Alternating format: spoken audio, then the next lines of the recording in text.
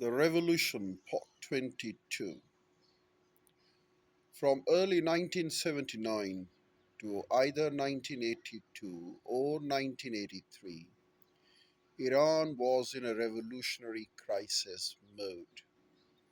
After the system of despotic monarchy had been overthrown, the economy and the apparatus of government had collapsed,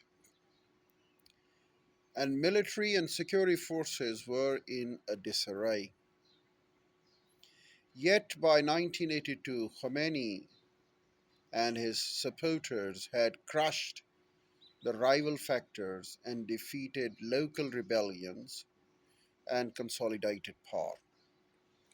At the same time, events that made up both the crisis and its resolution were Iran hostage crisis, invasion of Iran by Saddam Hussein of Iraq, and the presidency of Abdul Hassan Banisdar.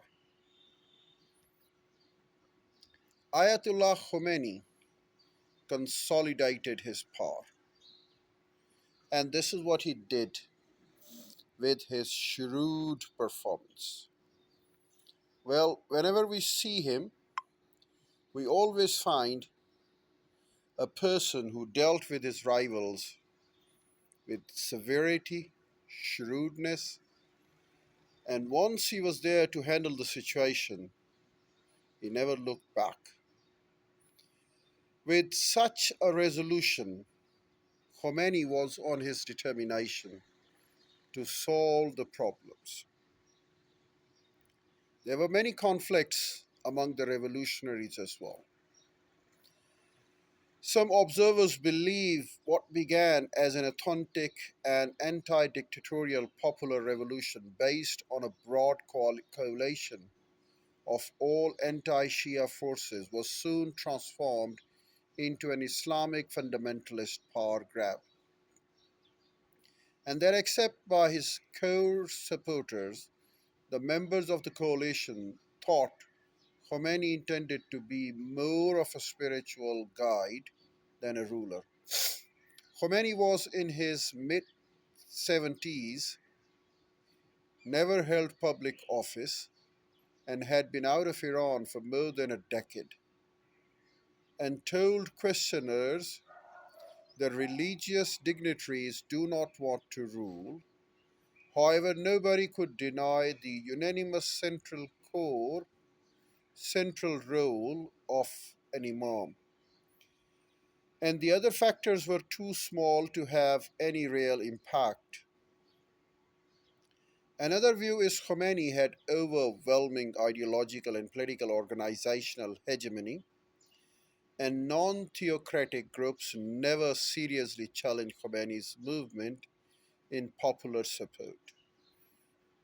Supporters of the new rule themselves have claimed that Iranians who opposed Khomeini were the fifth columnists led by the foreign countries attempting to overthrow the Iranian government.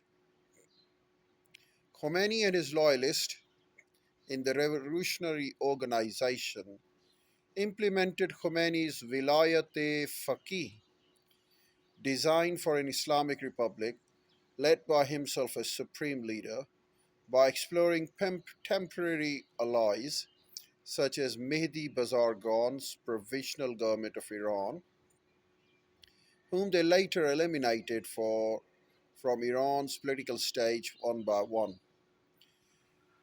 Organization of the revolution. The most important bodies of the revolution were the Revolution Council, the Revolutionary Guards, Revolutionary Tribunals, Islamic Republican Party, and revolutionary committees. While the moderates, Bazargan and his government temporarily reassured the middle class, it became apparent they did not have power over the Khomeini revolutionary bodies, particularly the Revolutionary Council, the local power in the revolutionary state, and later the Islamic Republic Party, inevitably overlapping authority of the Revolutionary Council which had the power to pass the laws, and Bazargan's government was a source of conflict.